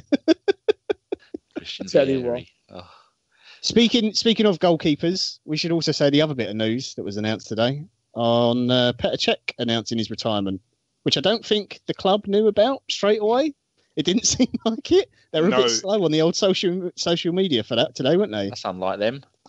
It didn't seem. It seemed like he announced it on social media, then told the club, or there was minimal time between the two. Yeah. When we signed Petr Cech, I was very happy. I really was, because, he came in with the premise of he's going to make us 15 to 20 points. About 15 to 17 points a season. That's who's going to save us. And our goalkeeper situation was not the best since before Petr Cech. You look at some of the goalkeepers we've had, Almunia, who's just, for me, one of the worst goalkeepers ever. And we had the Bin Man as well, which, again, he's not the best goalkeeper. And when Petr Cech came in, I thought, Arsenal finally have got a good goalkeeper since Jens Lehmann, I would say. And I thought he would take Wojciech Szczesny under his wing, teach him and, make Wojciech the goalkeeper he is today at our club. Clearly, that's never worked out. He's moved on to Juventus. But Petr Cech, for me, has always been a consummate professional. I think he's going to be so missed around the club, maybe even not for his goalkeeping abilities, but just for what he brings to the club, his calmness, his professionalism, his management of some of the players on the pitch. I think he is genuinely a professional, and I'd love him to actually stay at the club, even for a coaching role. Whether he's got things in the pipeline that he's going to do something else, who knows? But for me, he's going to be a great loss. Maybe not on the pitch, but definitely off the pitch. He's the all-time greatest goalkeeper in the Premier. Well, he's one of the all-time greatest goalkeepers, isn't he? And unfortunately, if we'd have added a couple of signings the season we brought him in, we could have had a league title added to his name again. But I think, he's done well for us. He's at the arse end of his career. Good luck to him. I think he's been a great, he's been a good servant to the club, but he's been a great addition to the Premier League, etc. He's a truly great goalkeeper. Yeah, over 200 clean sheets in the Premier League. But I don't think any goalkeeper is anywhere near at the moment. Over 120 caps for Czech Republic as well. Just much like Jason Karl said. Look, I don't think we gave him the defence he deserved, and midfield in front of him didn't help him out. And obviously, Unai's come in and asked him to play very different style from kicking out from the back and everything else. But you know what? He had a goal, didn't he? Yeah, and he tried it. And to be fair, that's the one thing I always liked about him. He kept going. He still did it, even though he knew he wasn't the most skilled at it, even though certain defenders gave him some horrendous passes onto his wrong foot. and gave him no hope whatsoever. Yeah. But yeah, no, he's great. And I think, like Karl said, importantly, the big thing will be missed around the dressing room, because I do think there's very few players that when they're spoken about by rivals and everything else, they really rate them and talk about how their professionalism and they're a gentleman off the pitch and everything else and all that kind of thing. And he's been that throughout his career, when he was at Chelsea, when he was at Rennes, and at Arsenal now as well. So yeah, it's sad. I hope maybe he goes into coaching or something like that. I think he'd be very good, whether he becomes an ambassador or something. I don't know. But yeah, I'm very pleased when we got him. Much like Karl, I was well excited. Shame that it's not Wojciech taking over from him. But that's another signing we'll have to make in the summer now. He's another goalkeeper, no doubt. Yeah. The thing is, it's a thoroughly decent bloke, isn't he? A thoroughly decent bloke. Yeah. You know, he's represented the badge with pride, and all credit to him and good luck to him and his family. Yeah, there's loads of tweets from other goalkeepers, some real greats as well, like Iker Casillas and stuff, tweeting about him and how good he is. And there's a very good interview as well on where is it? It's on The Guardian by Dominic Fifield. Talks about the Champions League win for Chelsea and the penalty shootout against Bayern Munich. And he's discussing Arjen Robben taking his penalty kick and saying, basically, after 105 minutes of running, a player's not going to be able to think, so they're just going to hit the ball as hard as you can. He's left-footed, so he's going to go across the goal that way. So that's why I dived that way and I saved the penalty. And there's a lovely tweet as well from Christophe Lolachon's daughter, where you see Christophe Lolachon, who was Petr Cech's coach for a long time, talking to him about, oh, Peter, if you dive this way, you know Robben goes that way, yeah, so you'll definitely save it. And then on the night, he saved 3 times. Because everyone knows Robben's going on his left foot, and he knows where he's going to put it, and he kept pulling them off in that game. So I know it was in a Chelsea shirt, but it's sort of one of his biggest nights in his career in terms. So, yeah, thank you, Peter, for all your service, and you will be missed around the club, that's for sure. Do you think he'll look back at his time with Arsenal and feel a little bit unfulfilled, only winning 1 FA Cup? I think a little, yeah. He'll be 37 when he retires at the end of the season. I think he felt he should have won more. Yeah. And especially that season he signed, in particular, just because of the whole Leicester thing and everything else, yeah. Yeah, I was going to say that the Leicester season is the season where the league was there for the taking. It really wasn't. Giroud. And we didn't. And unfortunately, that's the nearest that we've come to winning it in a very long time. And we should have won it that season, but for reasons we didn't. But yeah, I think, he won a trophy. He's come, he's won a trophy. And I think it's really good that no one's got a bad word to say about him. He's a consummate professional. And I think his experience would definitely be missing all around the club. And, hopefully one day he gets to come back as a coach or an ambassador or whatever they do. So no, good luck to him, seriously, and I genuinely hope he has all the best in the future. Boys, check the Mongs group. Check it now. You can't say that during a show. That's a secret group that nobody knows about. Are people being mean about the pictures I've put in there myself? No. Josh Dawes just put one in there, and I followed it up. Oh dear! Paul, Jesus, bloody hell! Right, okay. Is that young girl out of Roseanne? So for listeners who are confused by laughing, Josh had long hair, and holy moly, wow, that's that's Myra Hindley. He looks like Guendouzi. He looks like Paul's West. Terrible. Right. Before listeners get confused and possibly offended, should we quickly touch on the Chelsea game coming up before we do questions and stuff? Yes. Jason. Any predictions for the Chelsea game, Jace? We're going to lose. I'm going to be positive. I think they're there for the taking. 3-1 to Arsenal. How are they there for the taking? Oh, look, I've got nothing else but hope. Okay, fair enough. I agree with Jace. Karl? That's the last time that's happening. I don't know why, but I honestly think we're going to win it, and it's going to be a low-scoring game. I think it's going to be 2-1. We're going to concede because that's what Arsenal do. So I'm going to go 2-1. Oh, I'm getting flashbacks of Hazard and Coquelin. That's a problem. Oh, Frankie Coquelin, another one of Chris's favourites. Oh. Yeah, I tell you what, Ever Banega is going to be Coquelin Mark II, isn't he? Fuck yeah. I don't know. He's a bit of a unit. He'd be hard to push over. He might be a weeble wobble. he might just bounce back up. He's piled on a few pounds in his later years. The only injury worries they've got is Morata, and it says on the injury thing, just shit. Well, yeah, I mean, Morata's going to Atletico Madrid anyway, so they don't really care about that. I want to say we'll win.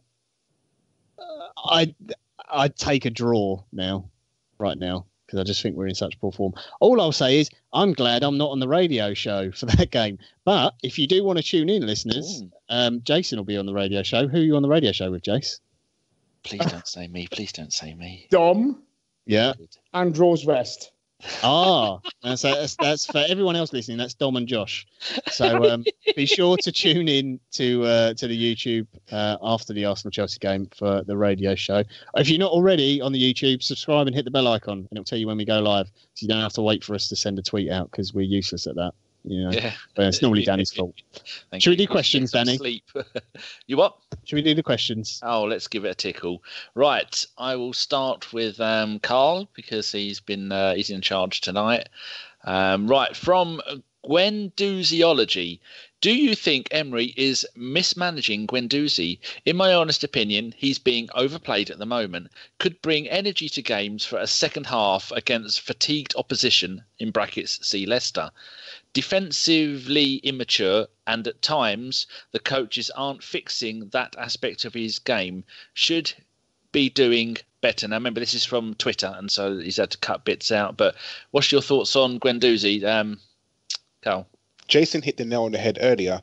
He's doing what a 19-year-old does, makes mistakes. He hasn't got the... He don't know about that one, Danny. But no. He's making mistakes, what he should do. He hasn't got the experience. So, yeah, he is a bit rash with the ball sometimes, and he doesn't maybe control the ball as he should. He doesn't make the right passes just because he's 19 years old. No 19-year-old is good at anything, to be honest. So... except for masturbating, like Danny said. So is that Jace? Is that why you say you feel like a 19-year-old sometimes? After a couple of shandies. Leave him alone, because you know he'll come for you. So yeah, he's making the mistakes. Is he being overplayed? I think a little bit. I think he's being sacrificed in the place of Aaron Ramsey. I think Aaron Ramsey, there are so many games that Aaron Ramsey should start, but unfortunately Guendouzi starts. Bring him on in the latter stages, because if I say to anyone right now, what is Guendouzi? He's a centre midfielder, but what is he? Is he a box to box? Is he defensive? Is he a deep lying? Is he an advanced? What is Guendouzi's position? What does he do? Everything. So I think even then he's not had a disciplined position to say, okay, this is what I want you to do in the game. Like either sit and make them passes, or run on beyond the ball, or be defensive and stay on the line. Like, no one knows what he does. So I do think he's being overplayed, and I don't want him to burn out. I think he should take a little break right now and then bring him on in the latter stage of games, and just to almost upset the apple cart, like almost what Sinogo did in FA Cup final, just cause chaos. And that's what he could do. Good answer. Right, as we've got lots of wonderful questions from our beautiful listeners, we're going to give you one each. Next one for you, Jace. You ready? It says, from Noir oh, look, you've got a Noir Confidential. They're usually the best ones. He says, we are constantly being linked with new players, but there are no stories about any of our players leaving the club. Do you see us getting rid of any of them in the January transfer window? No, I don't think we can afford to. I think, it may be a couple of loans in or whatever to solidify us. Another centre-back coming in would be handy. But I think, we've spoken about it before on the live show. I think it's going to be a case of wait till the summer. And, if you're going to spend proper money, do it in the summer. We get better value for money. A loan will do to solidify us in this transfer window. But as far as players going out are concerned, Welbeck's not going anywhere. He's injured. And the place he's going is to hospital on a stretcher. Ramsey's not going to, miss out on a signing on fee after the club have withdrawn. Hold that thought. Question from Gav. Should we try and get a cheeky few million for Ramsey now, while you just mentioned him? Well, that's just not going to happen, is it? We said in the radio show on Saturday. So he's won us 2 FA Cups. He's been player of the season twice, highest scoring central midfielder ever. We've pulled the contract offer when he was after Mkhitaryan money. What the fuck does he owe us? He owes us nothing. So why is he going to turn down a payday at Juventus, a signing on fee and the wages to be sold in January? Okay, and why would Juventus give up anything when they're going to get him for what they consider good money? All this thing of, we need to get rid of Ramsey in January, it ain't happening. Okay, it's lunacy to think it will happen. It's called cuckoo land, and unfortunately, the club and us as fans need to get real. You'll know what I'm on about here. When I say to people, Ramsey isn't doing a McManaman. Back in the late 90s, Steve McManaman was probably one of Liverpool's best players. I'm just looking here. He played 150 games in his previous 3 seasons, scoring 32 goals. His last season before he went on a free transfer to Real Madrid, 31 games, 5 goals. So when I say he's doing a McManaman, do you remember that time, Jace, when Steve McManaman just couldn't be bothered all season because he knew he was going? Ramsey isn't doing that, is he? No, he's turning up. He's turning up every game. He puts the effort in. But look, he's gone. And I'm gutted he's going. But that's the way it is. And good luck to him. It's all those flicks and tricks. Maybe his ego will have a better time in Juventus. Fair enough. Right, question for you, John, from Destructible Cake. I'm sure you will have a word to say about the rumours around Sven, which we have this evening. But if he were to leave, who would you like to see take over his role? Now, we've already had one applicant. Did you see on Twitter someone's applied for the job? Oh, really? Have they? Dom. I've offered him 10 grand a week to do the job. He said it's pretty easy. Turn up, do fuck all, job done. Hey. It can be anybody from ABW apart from Chris Carpenter. He just gets to go back in and Coughlin. He'd be going down to Costco and bulk buying League Two players from the feeder league. Yeah, we'd have nothing but Frenchmen in the team, would we? It'd be ridiculous. It'd be the 90s all over again. No, I would. I'll tell you what, it wouldn't be bloody Henry's and Vieiras either, would it? There you go. To quote the Dom Meister, mate, I could take over Sven's role. Easiest job in football at the moment. No money to spend means no scouting needed. Put my feet up and play Fortnite. And I've put, will you take 10 grand a week? He says yes. We still don't know, but it looks like he is gone. If we could get Monchi, that would be amazing. I'd take Monchi all day long from Roma. He used to be at Sevilla. I'm trying to think of some players he's brought in. If you're watching Roma this season, past couple of seasons, Cengiz Ünder, the Turkish kid who we've been linked to Man United, everyone else. No, he's a forward. Couldn't have been he was the guy who brought Dani Alves and then sold him to Barcelona for tons of money.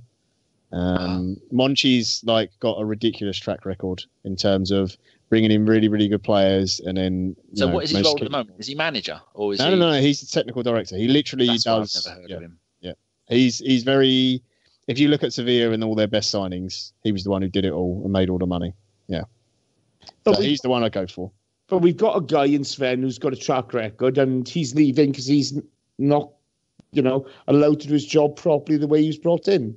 Yeah, I would say the issue is if you got Monchi and he would that's his job, that's all he'd do. And if someone said you can't do this, then he wouldn't want the job.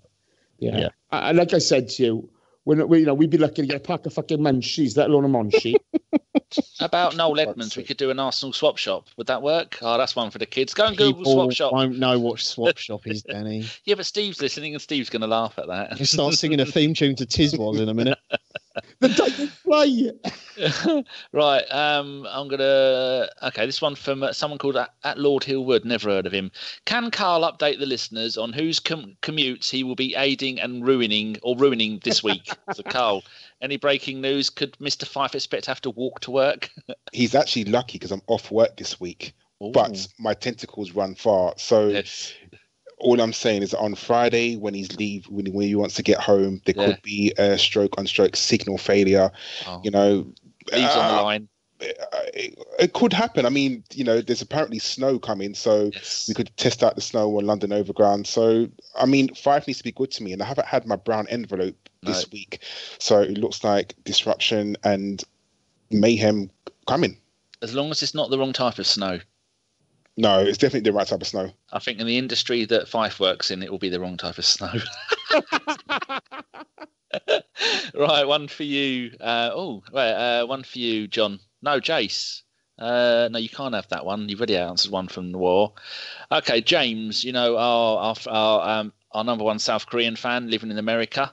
He is, he's lossless in the chat box, just so you know who he is. He says, he's taking a piss here. He says, we as a fan base have already used hashtag, I've added the hashtag to this, hashtag Arsenal out in the past. So instead of boringly repeating ourselves with hashtag Emery out, how about hashtag Emrid or hashtag Emriddance?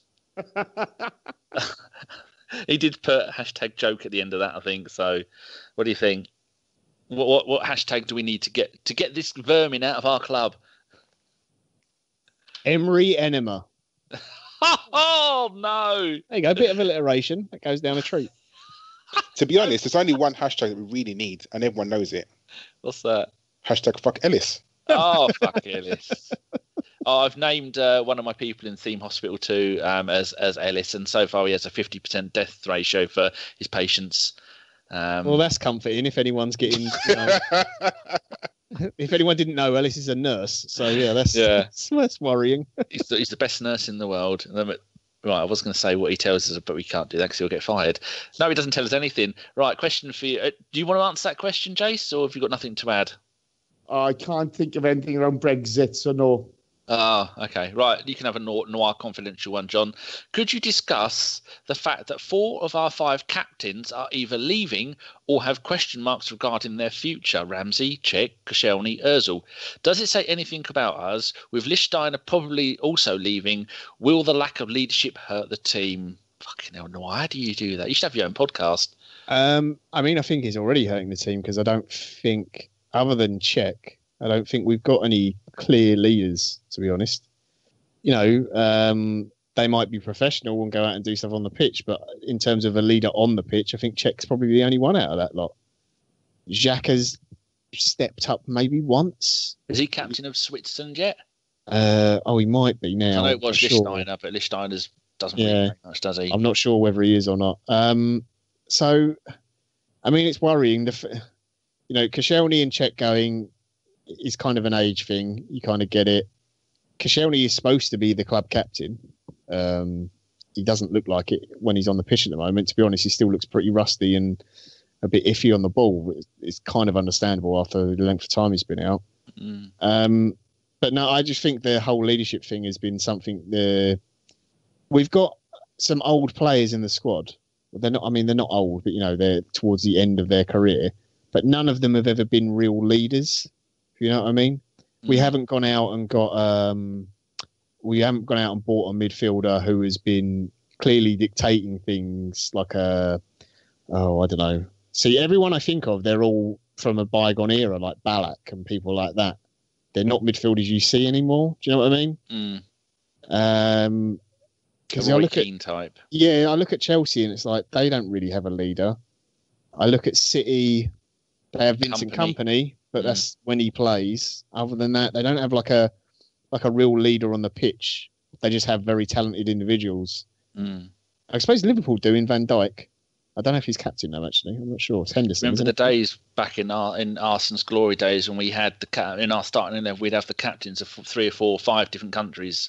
Yeah. I just think football in general has just changed in that sense that you don't have those kind of characters around as much anymore. But I do think the squad would benefit from it. Definitely having someone on the pitch who has got that kind of just atmosphere and kind of aura around them in the way that Van Dijk does, or I don't know, Vincent Kompany and whatever. But the problem is you have to find someone who's got that and also fits in your team and system and is going to play. And that's a hard thing to do now. Okay, Karl, do you want a question about Emery or do you want a question about Iwobi? Iwobi. Nicky Wilson says, how long should a club like Arsenal wait for the players to fulfil their potential? Iwobi is 22 now and has been in the first team for 3.5 years.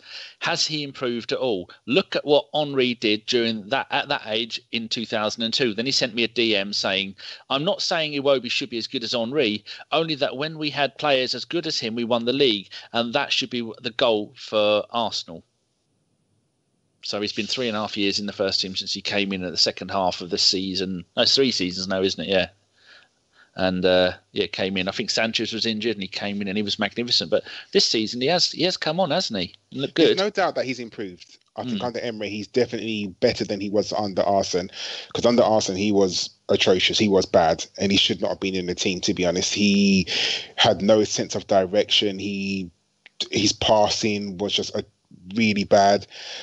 And he's come on a little bit now. He has, he's making the right passes. He's holding on to the ball. He's when he needs to, and he's letting go of it when he needs to. No, he's not perfect. He definitely isn't. And I do think that he needs to improve a little bit, most definitely. But, this is not the first time we've done this with an Arsenal player. How many times have we played a player to try and get them into good form? We did it with Coquelin. We did it with Wilshere. We did it with other players. So this is an inherent Arsenal thing. And literally, we don't play Iwobi. Who else do we have? We literally have no one else. And I think Iwobi is also being played or he's in the team for other reasons as well. Definitely for the English quota, because he comes under being English, doesn't he? Or homegrown, sorry. I think that's the word I'm looking for. Yeah, homegrown. Yeah. And Arsenal needs to look at that going forward, because with us losing Ramsey and losing Welbeck, that's two players of homegrown that we don't have. Now, are we going to employ from within, or are we going to have to buy English players with that English player premium? I think next season that genuinely has to be looked at, because we are really depleted on homegrown players. But going back to Nicky Wilson's original point, I personally would keep hold of Iwobi. I do, because I think he can become good under Unai Emery, under proper supervision and direction. I think he can become the player that we want him to be. He's not going to be a world beater, definitely not, but he can get better. Good, I agree with that. I'd keep. Can I just say very quickly, if anyone goes back, I don't know, there's someone I'm sure has got it on Twitter, but there was a pass Iwobi made in that game against West Ham that, fuck me, it was out of this world. I went around the corner. It's absolutely beautiful. If Messi did that, or Ozil, or Ronaldo or someone, there'd be gifs of it all fucking week. If Ozil did that, they'd be wanking over it for the rest of the year, okay? And it was a thing of it was sensational. You're watching it and you just think that's what he can do. Yeah. But again, to be fair to Iwobi, he's had a bit of a roller coaster season, but so's the team. He's got a lot of friends in that boat. He's definitely improved though, especially his fitness. I think yes, he's having a go. If he gets his decision making right, he could be a really, really fine player. Lovely. Really could. One more question for everybody. One, two, maybe. Right, one for you, Jace. Alonso Spencer has just tweeted us and said, at what point does Emery stop using, and he's put in quotes, tactical reasons for not starting Ozil? I know we've covered this a bit, but I think the love affair with Emery has ended. Do you guys know if Emery knows what the heck he is doing? So, yes. I don't know. I mean, this is the thing. Okay, so there's obviously an issue between him and Mesut, right? That's fine. But it's the manager's job to get the best of the players available to him. And as long as Ozil's fit, he has to consider him. Otherwise, we're going to see more of what we put out against West Ham, what we put out against Southampton, etc. Okay? Now, I look, at the beginning of the season when he wasn't playing Ramsey, I said, look, it's up to him, all power to him. That's his decision. Fine. That's great. Okay, but if you're not picking Mesut Ozil, if you're not picking Aaron Ramsey, you better be winning games. You better be winning games, because this is a results-based industry. Whether you like it or not, okay, you're not going to get 3 seasons of, of bang average sort of performances and mid-table. He's got to get us back in the Champions League. Whether if he doesn't see that, okay, if he decides not to play Mesut and we finish outside of the top 6 and we don't get into the Champions League via Europa League, I think he might go. Genuinely do. Fair enough. Right. Next question is for John, and this is from J_J_Gunner. That's 1 underscore too many. He only allowed one. Everyone knows that. He says, what do you make of the calls for Emery's head already? Most people expected this rebuild to take at least 2 seasons, yet barely 5 months in, people are already calling for him to leave over poor tactics and the Ozil situation. Do you understand it, or are they just wankers? Cheers, Jay. Well, people overreact about that kind of shit all the time. No, I think they're idiots if they're asking for his head already. I think there's problems we've already discussed. We're not quite exactly sure what he's trying to do. And yeah, he's got to be held account for that. But you can't judge a manager on 6 months. Look, it's not like we are in 10th place and we're 20 points off 4th. We're 6 points off 4th place in 5th. We're not horrendously far behind. And I don't think anyone had Chelsea and Spurs to be doing as well as they were this season. I mean, Chelsea I think everyone spent £58 million on the player they're loaning back out again. Imagine if we could do that. Yeah. So, and I don't think that anyone had us anywhere near Liverpool or City for this season anyway. So, no, I don't. I think they're morons, to be perfectly honest. There you go. Right. Got 2 more questions. One for okay. Karl, would you want one that is a would you rather one, or would you like one that is about goals and corners?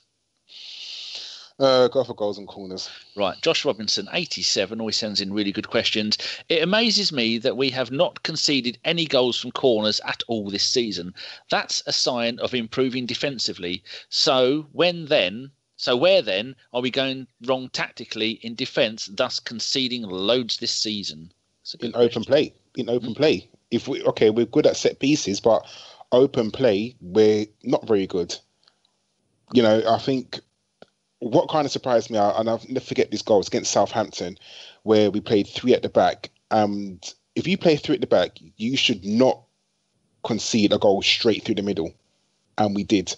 I can't remember what the player it was, but the player ran straight through. No, the Southampton player ran straight through the middle and scored. Now, for me, 3 at the back means you're tight at the back, and that just shows that we haven't improved defensively. We haven't kept a clean sheet since Huddersfield, and how long ago did we play Huddersfield? It goes to show that we're conceding way too many. Newcastle have conceded less goals than us, and where are Newcastle in the league? It's atrocious. Huddersfield was the first week of December. There you go. So for me, we haven't improved defensively. We've improved defensively on set pieces, and well done. And to be honest, it all could just be luck as well. I'm going to give credit. Yeah, it's brilliant that we haven't conceded directly from a corner, because technically West Ham scored from a corner, didn't they? So, but not directly, as in kick the ball in the box and header. But I don't know. Our defence has always been a problem, hasn't it? It's been a problem since Arsene Wenger days, and it doesn't seem to be improving anytime soon.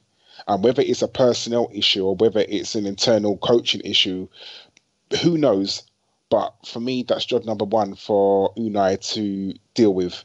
And I'm happy that I'm hoping that he's going in the right direction, because even though we haven't conceded a goal from a corner, we still conceded goals, and we're still letting in goals. So whether it's from open play or corners, it makes no difference, to be honest. We just need to plug that gap. Talking of clean sheets, we've had 3 all season. We had back-to-back Everton, Watford and Huddersfield, and that is it. 3 clean sheets all season is atrocious. Yeah, and I think it would help if Mustafi wasn't practicing for the luge, which is what he seems to be doing most games. Right, question for you, Jace. This is from Matt Sanassi. I'm sure I say that wrong. John says That's it right. Oh, okay. He says, would you rather win the Europa League and finish 6th in the Premier League, thus meaning no Champions League next season, or finish... We would get in the Champions League if we won the Europa League. Oh, no, yeah, that's it. Yeah, I read it the wrong way around. And so Champions League and finishing 6th, because we won the Europa League, or finishing 4th and getting knocked out of the Europa League by Chelsea. So either way, I don't. They're much of a muchness, aren't they? Yeah, I couldn't give a monkeys. Cheers, Matt. It doesn't help that I butchered your question, because I was reading it over in my head. As long as you're champions, yeah. that for me is a successful season for United. If you finish top 4, that's great, because the league's your bread and butter. But a trophy in the Europa League. Oh, there you go. You've got to the bottom of what he's on about. Would you? Yeah. Because the other way, we'd win the trophy, wouldn't we? But fourth, or you get back into the Champions League via fourth in the league or by winning the Europa League. Which one? I genuinely don't care as long as we get in the Champions League. It would be nice for United start off his tenure as Arsenal manager with a trophy. Oh, not enough. Here you go. I don't want another one of those. I've got loads of them. He's won it 3 times, hasn't he? Ignore him, Jason. He's a twat. I know. Oi. There's no need for that. I have feelings, you know. No, you don't. Oh, yeah. Sorry. It would be great for him to win a trophy, but finishing fourth, bearing in mind, you'd be knocking out Chelsea, Man United or Tottenham out of that top 4. Sort of thing. That would be really impressive as well. It doesn't matter. Either or, I couldn't give a monkeys, but Champions League's so important to us. Karl, fourth or trophy? Which one? Fourth. We need to get to Champions League, like Jason said. We need that money. Europa League. So So either way, we'll get into the Champions League. So either fourth in the league or win the Europa League. I'd rather win the Europa League. Win a Me trophy. Too. Same as you, John. I mean, John, win a trophy, definitely. Good. We all agree on that then. Right. Final question from Fraser Corbett. Oh, is it the Fraser one? Yep, Fraser Corbett. We can all have an answer to this. He says, what's worse for the game? Agents, billionaire owners, or tabloid newspapers? Karl, what do you think? Say it again. What's worse for the club? Worse for football? Agents, billionaire owners, or tabloid newspapers? Agents, billionaire owners, because unless you're going to pump money into the club, what's the point of owning the club? We've got a billionaire owner and he hasn't put a red cent into the club. But he's got a lovely big farm. Jace, what's your answer? Oh, tabloid newspapers. Oh, you are cheeky. John?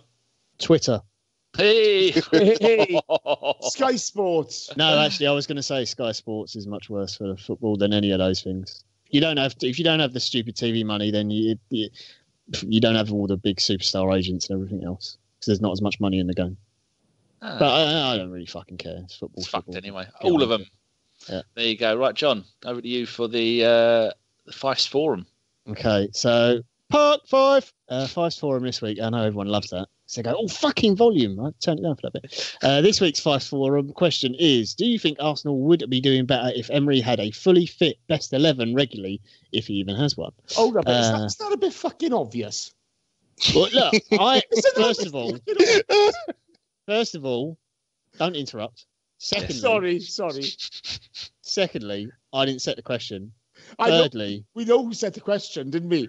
Not funny. You did, of course you did. Okay. Oh, every manager in the league. Do you think you'd do better if you had a fully fit first 11? Well, apparently some people don't rate Emery at all. So if you let me finish, Jace, I'll tell you what people said. Get on with it. Right. At Bergkamp says, no, burn them all. Seriously, yes, I do. Not keen. Not too keen on Mickey, but feel something changed after him and Bellerin got injured, especially Bellerin. The Stretchable Cake answered, goes without saying. I think what he's actually saying there is, Danny, of course it does, you tit. No team can perform to their best without a constantly changing first team. Nicky Wilson says, when we had a almost fully fit squad, we went on a 22-game unbeaten run. Then the injuries happened. Man City lost one player in Fernandinho over the Christmas period and were terrible until he came back against Liverpool. You don't win anything with injured players. Very good. Noir Confidential says, simple answer, yes. Longer answer, of course. Emery would have more players to work with, plus players like Holden and Mkhitaryan are important to the way we play. And even though he wasn't a first-team regular, Welbeck provided an additional threat. Femster says, I honestly don't think so. Not only do we not have the quality needed to improve, Emery seems confused about a lot of things and is overcomplicating too many things. It's like Football Manager when you just keep changing formation of players when not going well. Ooh. And Matt Sanassi says, I think even fully fit, our squad isn't balanced. There are too many players that we try and play in too many positions. For example, Iwobi, Ozil, Ramsey are all central midfield players we throw on the wing because no one else can. Well, there you go. I'm not going to ask what everyone else thinks, to be honest, listeners, because we've been going on too long and people are just interrupting me every time I talk now. So I'm going to hand it over to Karl to do... Who's doing that, John? Name names. Oh, well, I don't know. There's a certain Welsh bloke. It's probably... must be a thing about the Welsh and their ego. it just means they've got to talk and interrupt people. Yeah, so it is. I'm sorry. I'm a gobshite. That's just the way I roll. That's why I love you, Jace. Anyway, I shall hand it over to Karl. And it was. No, he's still interrupting. I can't even get a word in. Good question. What is the last word, doesn't it? Ask that question. Danny asked that question because he's got a point to prove. Bollocks. But I think the last two answers from the wonderful Femster and the fantastic Matt have proved me right that not everybody thinks it is just whether it's a fit squad or not. You gobshite.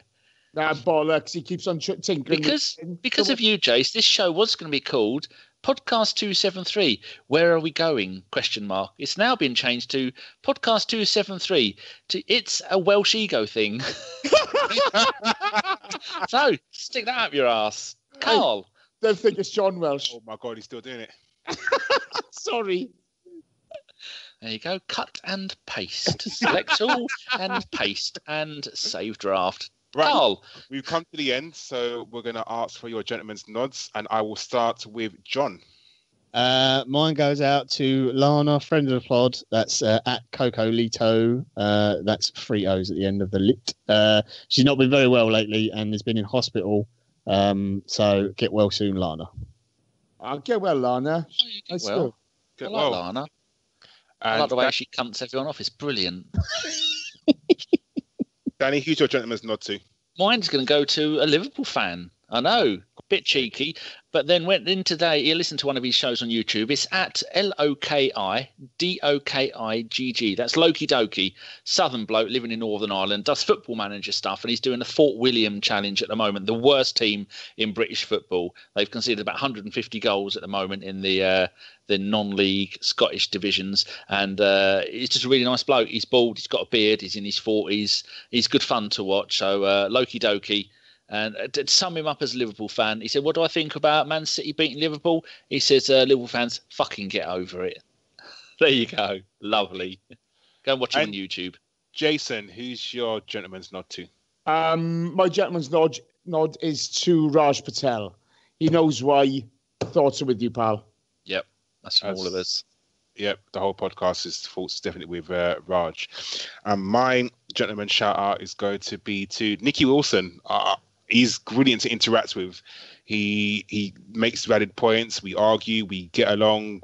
You know, he's very good. So everyone give Nicky Wilson a follow. Friend of the pod as well. We're talking about the same Nicky Wilson. Yes, we are. He's never made a sensible point in his life. No, he's not. You don't interact with him properly. He interacts with me, and he's good. He's nice. He's a good boy. Definitely. Yeah. Indeed. He's a pain in the ass. Get on with it. Pot kettle, my friend Jason. Anyway, on that note, I'm going to wrap up. So I want to say thank you to everyone. So thank you to John. Thank you, Karl. No worries. Thank you to Jason. Thanks, Karl. Well hosted, pal. No problems. And Danny, you have to be here. So I don't really want to say thank you, but thank you anyway. Well, thank you to you, the English Obama. You have been sensational. Don't thank him. He put a shit. You shut your face. Carl's talking. Obama got 2 terms, so I should get 2 goes at this, right? Hey, mate, you're going to be hosting the radio show soon. The thing is, what's going to be funny is look what happened after Obama. Look who's coming. And on that note, thank you very much, everyone, and good night. And here's some more shenanigans after the podcast ended. And on that note, thank you very much, everyone, and good night. Who's hosting the next radio show? I think whoever hosts the next podcast, Josh. They're the equivalent of Trump. Josh. Let Ellis do it. No, Josh. Oh, that would be the ultimate fuck Ellis, wouldn't it? Yeah. Smash Ellis, that, Karl. That was great. If you're free next week, Ellis, and you fancy hosting the pod just to get your own back. That was brilliant. I'd say that's the best opening to a podcast I've ever heard. The beginning of the intro to the write-up for the podcast says, Karl is the Barack Obama of ABW as he has finally hosted his first podcast and he is joined by, and then at the end of it, my little bit that I always put a little quote at the bottom, it says, vote Karl. It's not the first time you've hosted one, is it? Yeah, seriously. Yeah, I think it is. Yeah, it is Karl's first one. I never think about it. I always like to get different people to do it, like Holick and Jeff have done a couple. Raj was brilliant when he did his. I've been funny. Karl just stole the show. Yeah. We should have all gone home as soon as I left that intro. He should have just dropped his headphones and walked off. Oh, hoi, hoi, cheeky monkeys, and here's a little bit of shenanigans from before the podcast started. Weird stomach, I don't know why. Probably your diet. Well, yesterday I had fresh chicken, breaded, and one breast of that. Don't get excited, you two. You know, the breaded chicken negates the healthiness, right? Why? Because what's in that breaded stuff? Bread? It's all oil and stuff. That's what they do it. Oil, schmoil. No, they say to the chicken just before they kill it, I'll have a roll in that, will you? As healthy as the day is long. You do realise, whenever you mention what you've just eaten and you think it's healthy, everybody else thinks, shit, you're going to have a heart attack. I had 4 mushrooms. That's healthy. How were they cooked? Oh, everything. I cook it in the oven on a griddle. Were they magic? They were quite good. You know the grill. It's got a griddle on it. Yeah. I put that griddle inside a big roasting tray, and then I put all my food on that. So any fat that is on it drips out into the roasting tray. All right, Danny, and then put it in the oven. I start the new diet, Danny, and I'm going to send you my dinner did for the you last keep it 3 to days. yourself? I'll behave yourself. Disgust me. Is it the rotting carcass of somebody who's jumped in front of a train? No, it's 8. I can't eat any more than 800 calories. Oh, fucking hell, bro. When you just do a 14 diet? It's fucking tough, I tell you that. But, Danny, I just sent the pictures to you. Yeah, I'm looking. And that's all of that is no more than 800 calories. What are those green things? They look like croquettes. They're vegetables, Danny. Fuck that! They What's that red thing? Is that an apple? No, that's a stuffed pepper. Stuff it. No, you can stuff that, didn't you? And I've had... I got a funny story about a stuffed pepper. You keep your story to yourself. Oh, dear. You're litigious. I'd eat the corn out of the second one. No, Danny, don't negate all the other veg. No, fuck, I don't eat veg. I'm a man. Eat veg. Well, I had mushrooms yesterday, and that's the only veg I've eaten in about 2 weeks. God. I don't eat any veg. By the way, boys, if any of you want to mention them, when we bring up Mizzlin's half later, if anybody of you want to mention Jace, you've been saying that ever since the beginning of the season. They've got to work together, haven't they? I'll say yes.